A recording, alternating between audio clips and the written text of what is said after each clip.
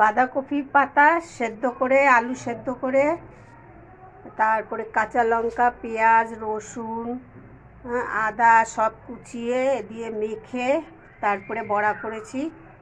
করে এই যে টমেটো দিয়ে মশলা কষানো হয়েছে।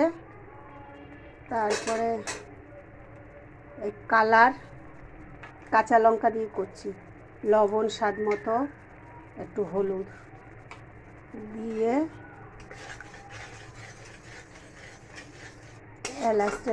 এলাচ লবঙ্গ দারচিনি ফোড়নে দিয়েছি, দিয়ে এই বড়াগুলো এর মধ্যে ছেড়ে দিলাম।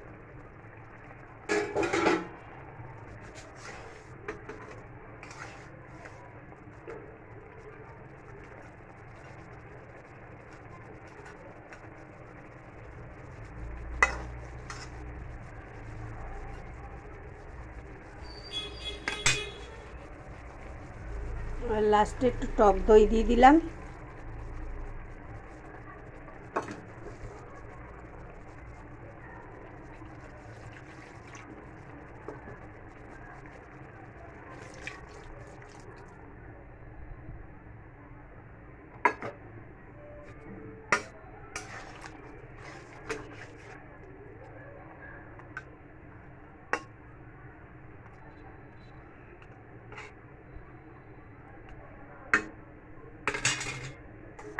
এবার একটু ঘি দিয়ে দিলাম, এই যে ঘি।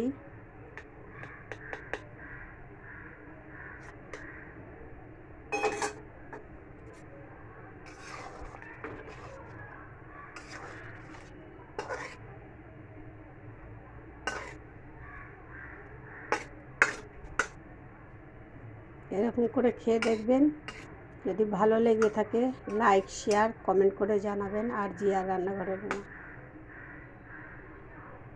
ফুটলেই নামিয়ে নেব।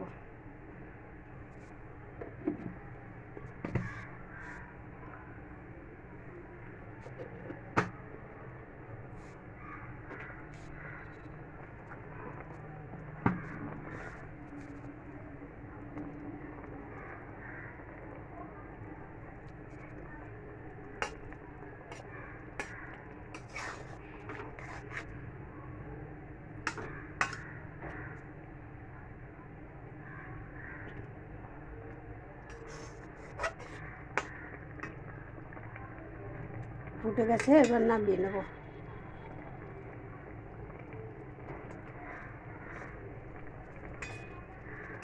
দেখুন।